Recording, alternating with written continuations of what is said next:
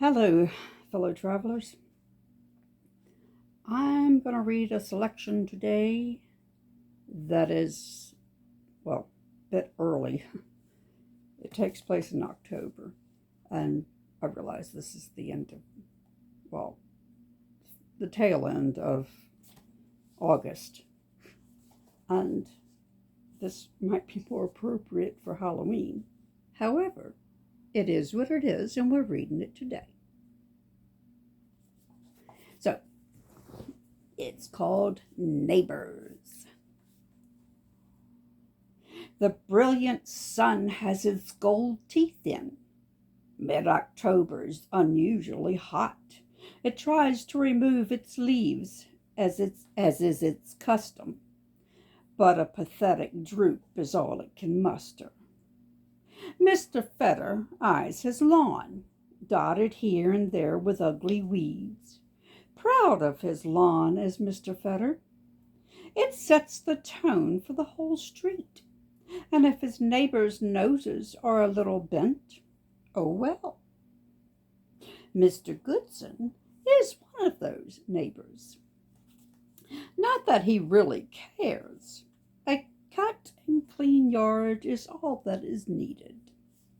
He doesn't go in for all the preening and the clipping and the feeding and about landscaping and maintenance. He simply doesn't care. What he does care about, what completely infuriates him, is his neighbor's self-righteous, puffed up, fully vain attitude that he wears daily. They're looking down his nose at everyone as if there is a bad smell.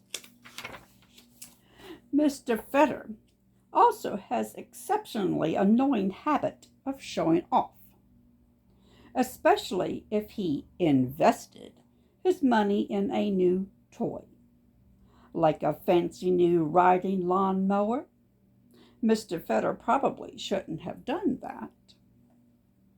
Simple, kind Mr. Goodson had had enough.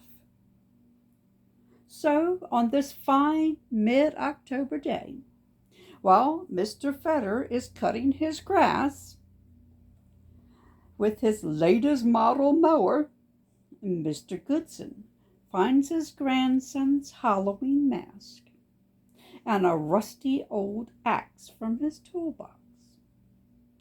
As the psychedelic worm of madness eats a hole in his brain, a thought lodges itself that he just can't shake. So he adorns the mask and arms himself with the axe. Then, as calm as placid water, he strides up behind Mr. Fetter while he cuts his grass atop his newfangled mower, and with the strength of the criminally insane, he gives Mr. Fetter a whack on the back of his well-coiffed head. But the worm in Mr. Goodson's brain had literally driven him insane. So he whacks and he hacks and he fertilizes Mr. Fetter's lawn with Mr. Fetter, witnessed by the brilliant mid-October sun and anyone who cared to look out their window. Now, how's that for a little story? And I'll tell you something else a little more terrifying. I didn't have to make that one up. That I enhanced it a little bit with him riding on a lawnmower. I think he was actually pushing one. And I'm sure I didn't put the right names in there because I would have changed their names. But it seems to me that at some point in 2017, 18, something around there, that was an incident that happened in somewhere in Pennsylvania. Yeah, one neighbor decided he'd had enough of the other and put on his grandson's Halloween mask and took an old axe and did exactly what I said. Now, I don't know why he put the mask on because it didn't stay on, but apparently that is what happened.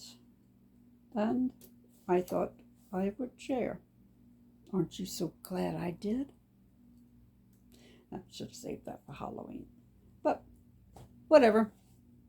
Life is strange. Enjoy.